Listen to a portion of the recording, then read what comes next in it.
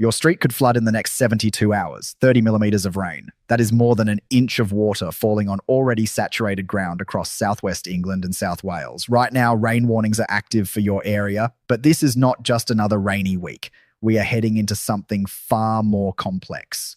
A battle between cold Arctic air and mild Atlantic air, and you are caught right in the middle of it. In the next 15 minutes, I am going to show you exactly when the heaviest rain hits your town, which areas will see snow even at lower levels, and the one day next week when everything changes. Let me show you what is happening right now across the United Kingdom. As of 10 o'clock this evening, we have got showers pushing across Scotland. Some are still wintry over higher ground, but milder air has already swept up from the south. Here is your first critical number, 10 to 20 millimetres of rain. Some areas will see 30 millimetres. That is falling on ground that is already completely saturated. Southwest England has had double-digit rain warnings this year alone. We are only in early February, so when does this hit you? Let me break this down, city by city. If you live in Cardiff, your rain starts late tonight. It builds through Thursday morning and does not let up until Friday afternoon. Peak intensity, Thursday midday. Bristol, Bath, Exeter, Plymouth, same timeline.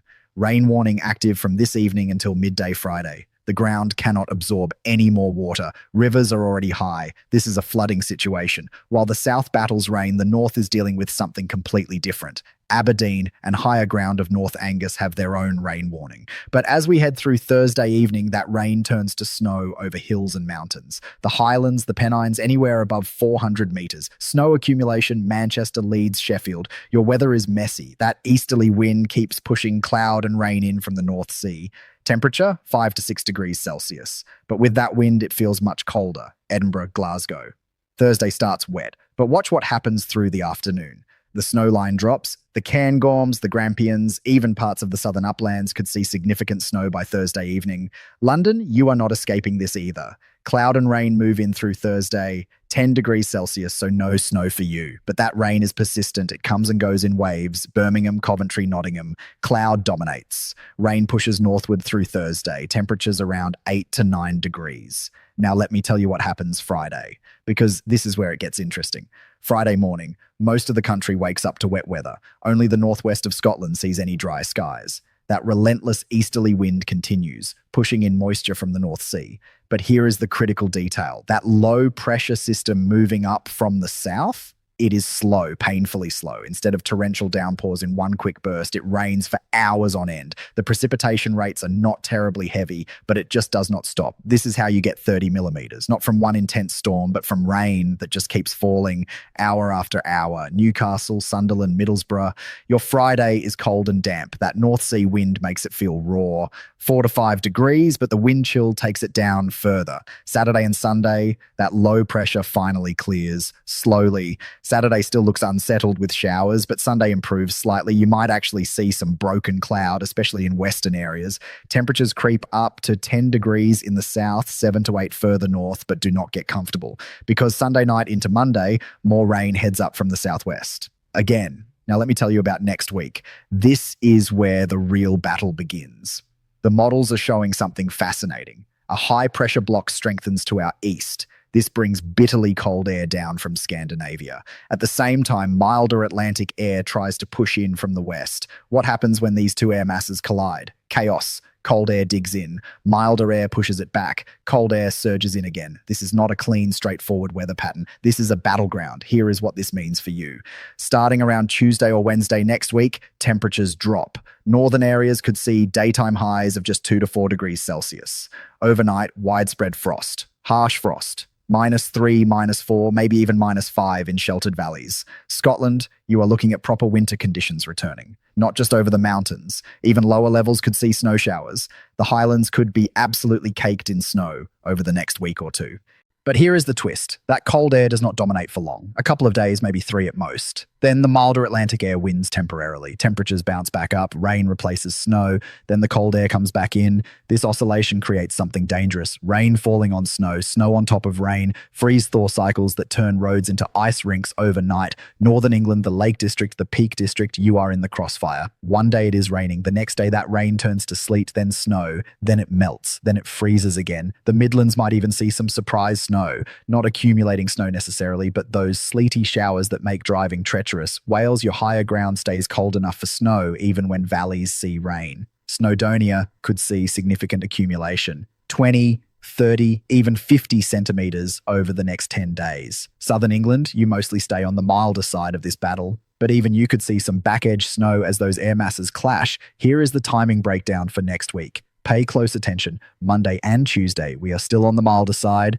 8 to 10 degrees in the south, 5 to 7 in the north. Unsettled, yes. Rainy, absolutely, but not particularly cold. Wednesday, the shift begins. That high pressure block strengthens. Northeasterly winds develop. Cold air starts streaming in. By Wednesday evening, northern Scotland sees the temperature drop sharply. Thursday, the cold air pushes further south. Northern England wakes up to frost. Scotland sees snow showers. Daytime temperatures struggle to get above 3 or 4 degrees in many areas. That is a massive change from the 10 degrees just 2 days earlier. Friday, the battle intensifies. Cold air tries to dig even further south, but milder air fights back. This is where you get that messy mix. Rain, sleet, snow, all happening at once across central areas. The weekend looks cold. Saturday morning could bring widespread frost across northern and central areas. Snow showers continue for Scotland and northern hills. Southern areas stay mostly wet rather than snowy, but by Sunday, that milder air starts winning again. Temperatures creep back up, snow turns back to rain, and the cycle repeats. Now let me address something important. I am not trying to scare you. I am trying to prepare you. This is not an apocalyptic weather event. This is British weather doing what British weather does best, being awkward and changeable. But knowledge is power. If you know what is coming, you can plan accordingly. Here is what I want you to do right now. In the comments below, tell me where you are watching from. Your town, your city, your region. I will give you a personalized forecast for your specific area. The more specific you are, the more detailed I can be. Now let me show you the shocking detail that changes everything. That easterly wind we have been dealing with for over a week now, it is finally going to shift. Not immediately, but by the middle of next week, we transition to a northeasterly, then potentially even a northerly flow. Why does this matter? Because northerly winds in February bring Arctic air directly down from the pole. Not continental air from Europe, which can be cold but dry. Arctic maritime air, cold and moist. That is the recipe for snow. Lots of snow. The Scottish Highlands could see some of the heaviest snowfall in years. We are not talking about a light dusting. We are talking about the kind of snow that closes mountain roads, that shuts down ski resorts, not because there is no snow, but because there is too much snow. And here is the kicker. Some of those really cold model runs are showing this Arctic air pushing all the way down to the Midlands, possibly even further south. Would it stick around? Probably not. A day, maybe 2. But in that window, you could wake up to snow on the ground in places that rarely see it.